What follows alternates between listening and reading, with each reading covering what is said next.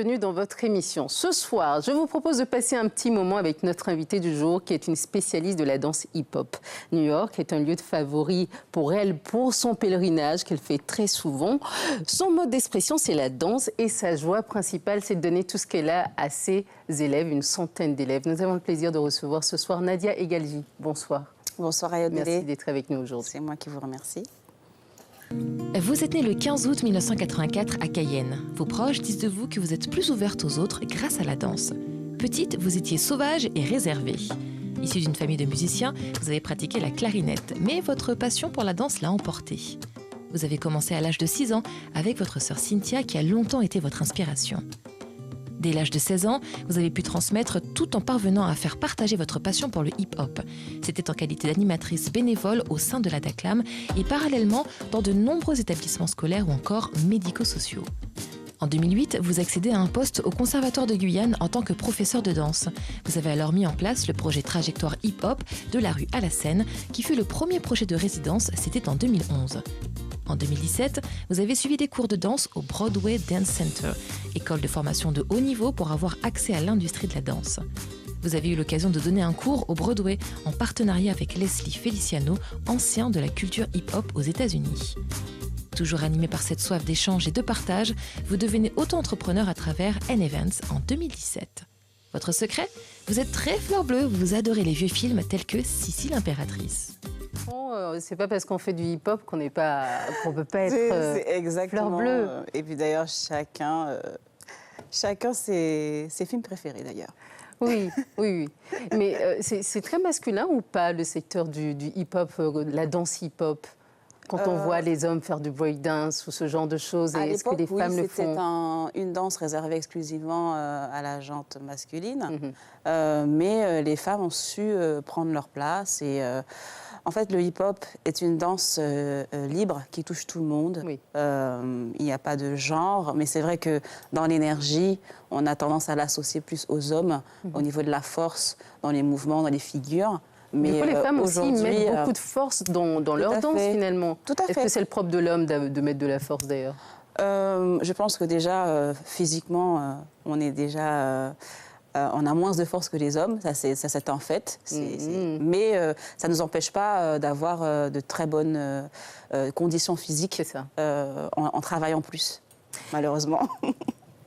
Bon, le travail aussi, c'est une bonne chose. Bien sûr, on va pas s'en priver. Première question dans cette émission, c'est de savoir, dans ce parcours qui a été résumé en 1 minute, qu'est-ce qui fait de vous, le trait de caractère qui fait de vous, la Nadia Egalji que connaît aujourd'hui ? La générosité. La générosité parce que j'aime partager et je pense que c'est ce trait de caractère qui me fait tenir jusque-là, qui m'a fait rencontrer tous ces jeunes qui ont traversé ma vie. Je dirais que ce serait la générosité. Voilà. C'est un trait de caractère qui est assez fort chez moi. Je suis généreuse. On verra tout à l'heure que vous aimez beaucoup donner, en tout cas, dans ce que vous faites en termes de masterclass, en termes de formation pour vos élèves. Et pour commencer, votre souvenir dans cette émission, c'est un premier voyage que vous avez réalisé aux États-Unis. Parlez-nous un peu de ce souvenir. C'est ça. Alors, pour la première fois de ma vie, j'ai pu réaliser ce rêve en 2005 d'abord, dans un projet avec la mission locale et toute seule en 2009.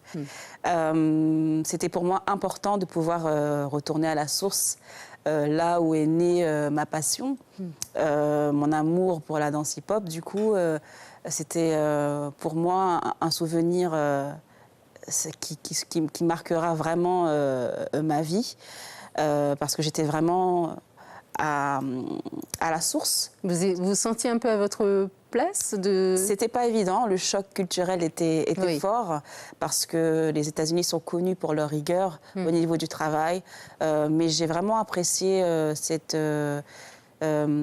culture, ils sont très généreux également, donc je me suis retrouvée, c'est un peu comme chez moi, d'ailleurs quand j'y vais je suis comme chez moi, je me sens comme chez moi et vraiment j'étais très heureuse de pouvoir apprendre. C'est ça. C'était vraiment la motivation principale. En 2017, vous avez suivi des cours justement à la cours de danse au Broadway Dance Center, donc l'école de formation de haut niveau qui permet aux gens d'accéder à une industrie de la danse très développée à New York. C'était comment ce moment-là ? Alors, j'ai pu... en 2009, je suis partie effectivement à Broden Dance Center et j'ai renouvelé l'expérience avec des élèves, cette fois-ci du conservatoire, parce qu'il était pour moi important de permettre aux jeunes Guyanais désireux de faire de la danse leur métier, de se confronter à cette réalité du travail qu'on ne trouve qu'aux États-Unis. Ils ont vraiment un rapport au travail qui est, pour ma part, excellent. Qu'est-ce qui change, par exemple, entre les États-Unis et la Guyane, de la façon de travailler la danse? Je ne saurais pas vous dire parce que ça se vit. La France a un très beau niveau également. C'est loin de moi la pensée de dénigrer ce qui se fait en France. Mais en tout cas, pour tout danseur qui se respecte, il faut passer par la case États-Unis. C'est important parce qu'ils ont vraiment un rapport au travail qui est intéressant, enrichissant. Et ne serait-ce qu'à voir nos danseurs guyanais qui évoluent là-bas et qui brillent de par leur talent, de tout ce qu'ils ont reçu. C'est très inspirant aussi. De l'extérieur, on voit Harlem, on voit des endroits comme Broadway où vous avez été. Tout à fait. Vous avez découvert cet endroit, Harlem? Bien sûr, Harlem, qui est pas du tout comme... Enfin, ce n'est plus ce qu'on disait que c'était, un endroit violent, un endroit, etc. C'est vraiment devenu... the place to be à New York. Si on passe pas à la 125e, on n'a rien fait. Ce quartier afro-américain où on se sent comme chez soi, où tout le monde est accueillant, tout le monde est prêt à vous aider, même s'ils ne vous connaissent pas. Tout le monde vous dit bonjour sans vous connaître. Voilà, il y a vraiment un esprit familial où on est vraiment comme chez soi. C'est vraiment... j'aime beaucoup être là. Pour vous, c'est quoi la culture hip-hop? La culture hip-hop, c'est un mode de vie, un état d'esprit qui vraiment se qualifie par le partage. Par le partage, parce qu'on sait que ça a été créé aux États-Unis par un groupe de personnes, de jeunes délinquants qui, justement, se sont juste réunis pour pouvoir créer des choses positives, pour pouvoir montrer qu'ils peuvent faire autre chose que la délinquance. En gros, c'est ça l'histoire du hip-hop. Ça n'avait pas très bonne presse au départ. Tout à fait. Et aujourd'hui, qu'est-ce qu'il en est? Aujourd'hui, le hip-hop est à l'Opéra de Paris. Le hip-hop est partout dans les hautes instances de la danse. Et là, on est en train de créer sa place aussi au ministère de la Culture, comme les autres danses académiques, parce que le hip-hop, maintenant reconnu comme une danse à part entière, qualitative, et qui a tout ce qu'il faut aux mêmes égards que les autres danses. À quel moment vous vous êtes dit, moi, je vais créer ma propre structure en Guyane, après avoir eu toutes ces expériences aux États-Unis? N-Event, votre structure, comment est-ce que c'est né? Alors, en fait, N-Event, il est vrai que dans mon expérience, j'ai beaucoup travaillé avec beaucoup de personnes. J'ai développé pas mal de capacités dans la direction artistique de projets, toujours en lien, en rapport avec le spectacle vivant. Et je me suis dit, bon, j'ai envie de proposer ma propre vision des choses avec mon âme de danseuse. Et je me suis dit, pourquoi pas créer une petite structure qui va tout simplement me ressembler, avec laquelle je vais pouvoir montrer ce que je sais faire, mon écriture. Voilà, c'est vraiment une manière pour moi de proposer ma vision. Qu'est-ce que vous y faites artistique. alors, du coup, aujourd'hui? Qu'est-ce que j'y fais? Alors, je propose des prestations chorégraphiques, je propose mes services en tant que directrice artistique de projet, en tant que chorégraphe également. Mais ce que j'aime par-dessus tout, c'est travailler avec les talents du pays pour pouvoir promotionner tout ce qui est artistique, spectacle vivant. Voilà, en Guyane et pourquoi pas ailleurs, je l'espère. Dans tout ce qu'on voit dans votre parcours, en tout cas, on sent beaucoup de spiritualité. On l'a vu dans le portrait, on en revient en ce moment avec le livre que vous avez choisi, la Bible. Oui, c'est ça. C'est votre livre favori aujourd'hui et depuis toujours. Pourquoi ce choix? Pourquoi ce choix de livre? Tout simplement parce que pour moi, de par ma confession de foi, donc je suis chrétienne, pour moi c'est un mode de vie. Et je suis convaincue que la Bible est un cadeau que Dieu nous fait pour pouvoir affronter cette vie, ce monde dans lequel on vit. Et c'est un livre édifiant, c'est un livre dans lequel il y a beaucoup de réponses sur tous nos problèmes. Et déjà que je ne suis pas très lecture, il faut le dire, j'ai jamais aimé ça. C'est le seul livre qui me... Vous l'avez lu combien de fois? Parce que ce n'est pas un petit livre, c'est énorme. C'est un livre qu'on lit au quotidien, oui. parce que même si on le lit plusieurs fois, il y a toujours des révélations différentes, des passages qui vont nous sauter plus que d'autres à des moments différents de nos vies. Et pour ma part, c'est le seul livre qui me nourrit, qui m'enrichit, qui ne cesse de me faire grandir. Et voilà, pour moi, c'est précieux. Au moment de la préparation de cette émission, vous me disiez qu'aujourd'hui, vous trouviez que les gens étaient beaucoup trop individualistes. C'est ça. Que dit la Bible à propos de ça? On va faire un peu de cours de catéchisme. Peut-être pas catéchisme, mais en fait, ce que Dieu attend de nous, c'est que nous puissions aimer notre prochain comme nous-mêmes, déjà.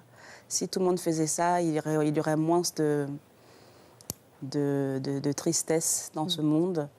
Mais ce n'est pas évident, hein, mais ça commence par soi, l'amour de soi. Et je pense que si on veut aimer les autres, il faut être soutenu pour pouvoir le faire. Et pour moi, l'amour inconditionnel que Dieu nous porte nous aide à aimer les autres. Vous partagez cet idéal avec votre famille également? Tout à fait. Votre sœur, petite, grande d'ailleurs? Grande sœur, mon aînée, Cynthia. Votre modèle aussi? Mon modèle, mon inspiration, oui. Elle a toujours été...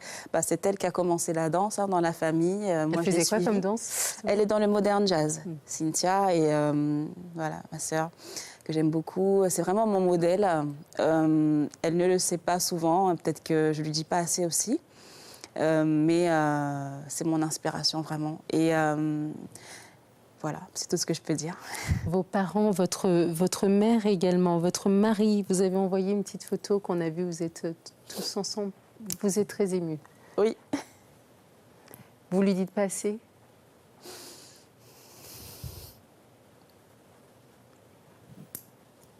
Pourquoi ça vous émeut autant?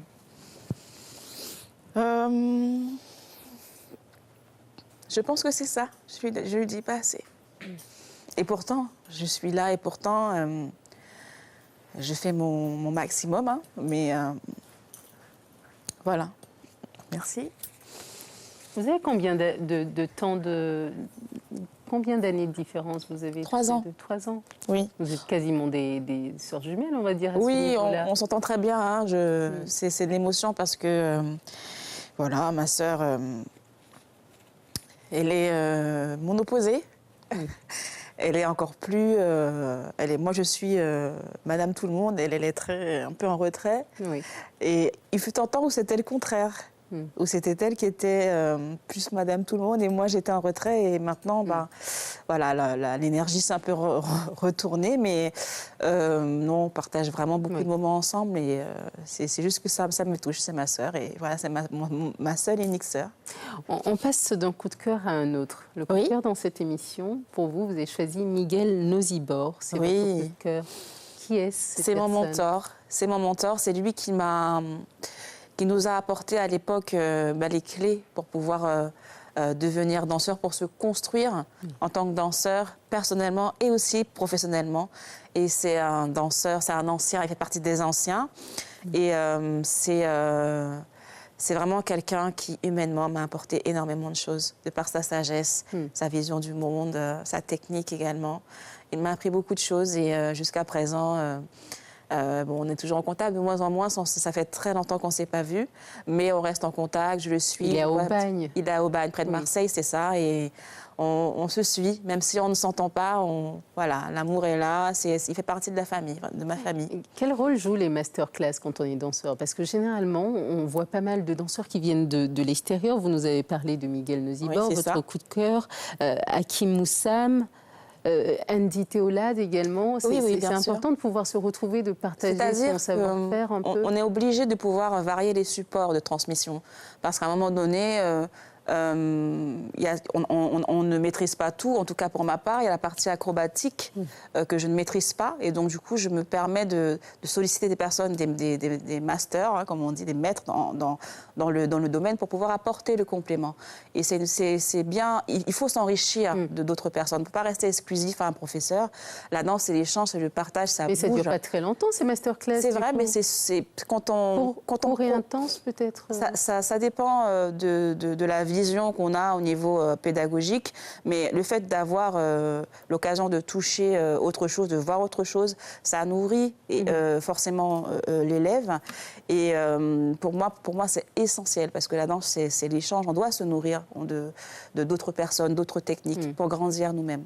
Aux États-Unis, justement, vous avez eu l'occasion de rencontrer Leslie Feliciano, qui est un grand chorégraphe danseur. Il a fait des masterclass dans le monde entier, en Slovénie, au Japon, au Pérou, en Italie.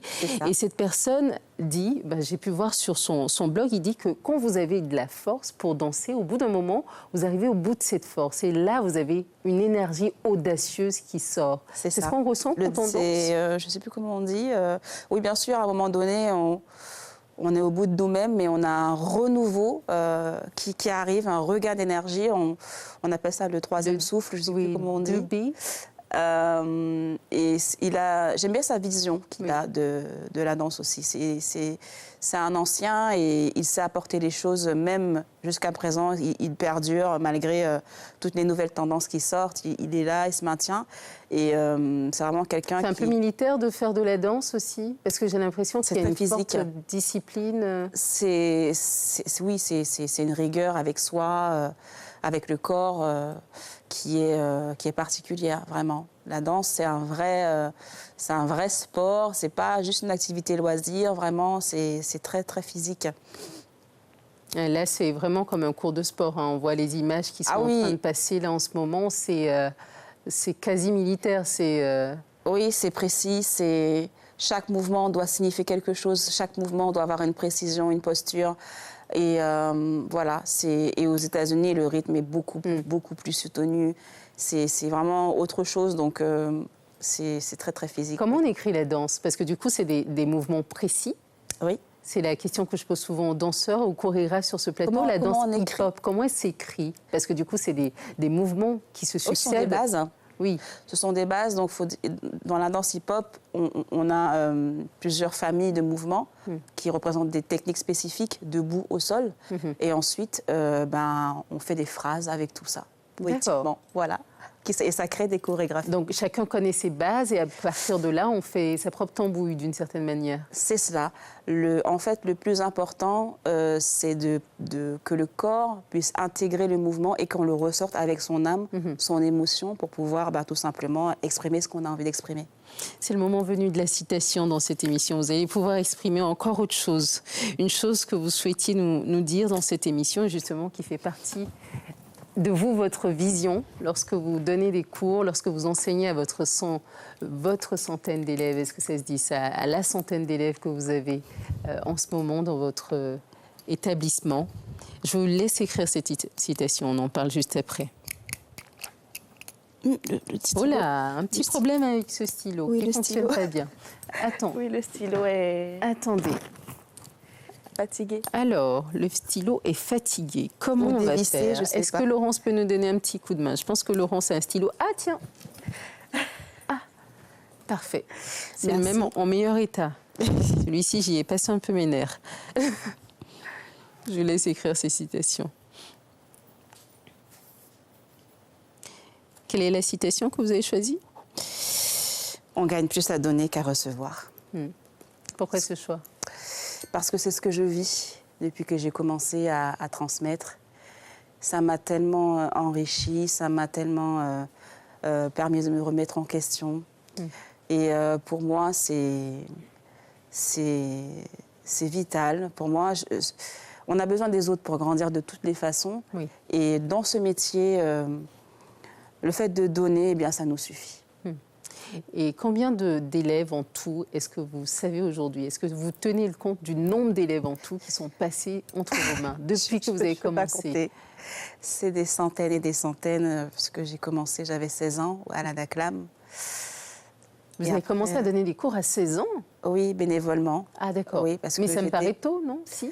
Bah, Madame Vera m'a donné cette opportunité. Oui. J'ai essayé et je m'y suis plu dans ce rôle. Donc, à tout juste plus de 30 ans, vous avez 15 ans de carrière à peu près 35 ans. 35 ans.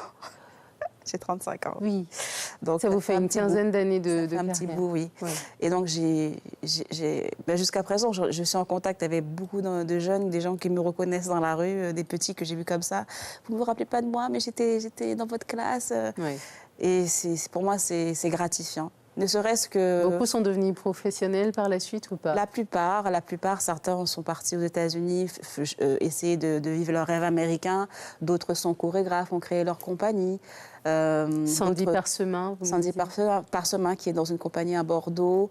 D'autres sont devenus danseurs de battle, ont gagné des battles très, très connus, nationaux. Voilà. D'autres sont devenus danseurs professionnels et maintenant vivent de leur passion. Et voilà. Pour nous, c'est gratifiant parce que c'est un petit peu de nous en fait, qu'on a semé en eux. Et un petit peu de notre passion finalement qu'on a transmis. Et après, ils se sont révélés, ils ont fait leur chemin avec d'autres personnes. Ils reviennent et vous faites des activités ensemble. Exactement, ils reviennent et on les fait faire des masterclass, intervenir. Et voilà, pour nous, c'est l'échange, quoi. C'est très important et c'est tellement édifiant, c'est tellement bon. Voilà. C'est le moment de l'émission où on fait une petite surprise à notre invité. Si du côté de la régie, mes collègues sont prêts, on va pouvoir vous faire entendre une personne qui également tient beaucoup à vous et qui a souhaité vous dire quelques mots dans le cadre de cette émission. On l'écoute ensemble? Allez, on y va. Ma sœur est une personne généreuse, talentueuse, créative, de par ses qualités de danseuse et du métier qu'elle fait.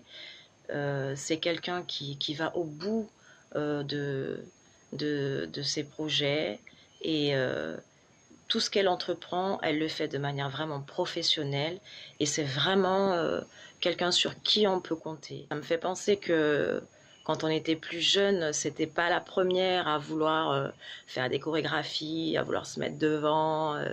Elle était assez réservée là-dessus. Je te le dis pas souvent, mais je t'aime et franchement, je suis fière de toi et de ton parcours.